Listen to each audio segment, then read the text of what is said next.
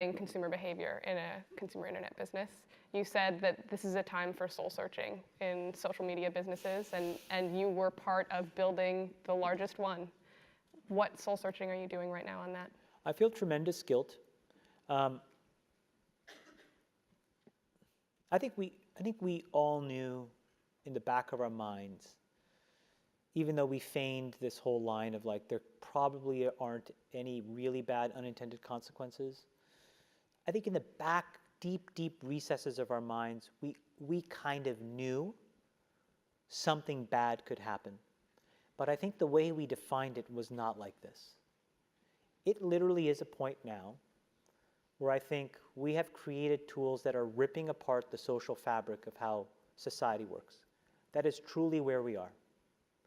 And I would encourage all of you, as the future leaders of the world, to really internalize how important this is. If you feed the beast, that beast will destroy you. If you push back on it, we have a chance to control it and rein it in. And it is a point in time where people need to hard break from some of these tools and the things that you rely on.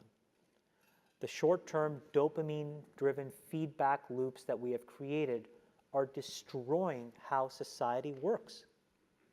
No civil discourse, no cooperation, misinformation, mistruth. And it's not an American problem. This is not about Russian ads. This is a global problem. So we are in a really bad state of affairs right now, in my opinion. It is eroding the core foundations of how people behave by and between each other. And I don't have a good solution. You know, my solution is I just don't use these tools anymore. I haven't for years. It's created huge tension with my friends, huge tensions in my social circles. If you look at, like, you know, my Facebook feed, I've posted maybe 2 times in 7 years, 3 times, 5 times. It's less than 10. And it's weird. I guess I kind of just innately didn't want to get programmed. And so I just tuned it out. But I didn't confront it. And now to see what's happening, it really bums me out. Like, think about, like, there were these examples where there was a hoax in WhatsApp where in some, like, village in India, people were, like, afraid that their kids were going to get kidnapped, etc. And then there were these lynchings that happened as a result, where people were like vigilante running around. They think they found the person, and I mean, seriously? Like, that's what we're dealing with. You know, imagine, like, when you take that to the extreme, where, you know, bad actors can now manipulate large swaths of people to do anything you want. It's a really bad state of affairs. And we compound the problem, right? We curate our lives around this perceived sense of perfection because we get rewarded in these short-term signals, hearts, likes, thumbs up, and we conflate that with value and we conflate it with truth.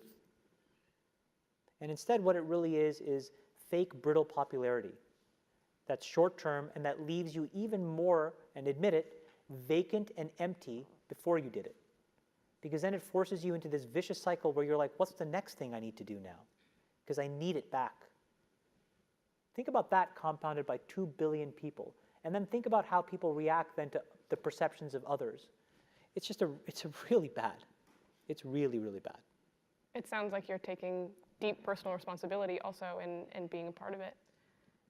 I kind of, look, I did a great job there, and I think that business overwhelmingly does positive good in the world. Where I have decided to spend my time is to take the capital that they rewarded me with and now focus on the structural changes that I can control. I can't control that. I can control my decisions, which is I don't use this shit. I can control my kids' decisions, which is they're not allowed to use this shit. And then I can go focus on diabetes and education and climate change. And that's what I can do. But everybody else has to soul search a little bit more about what you're willing to do, because your behaviors, you don't realize it, but you are being programmed. It was unintentional, but now you got to decide how much you're willing to give up. how much of your intellectual independence. And don't think, oh yeah, not me, I'm fucking genius, I'm at Stanford. You're probably the most likely to fucking fall for it. Because you were fucking checkboxing your whole goddamn life. No offense, guys. None taken.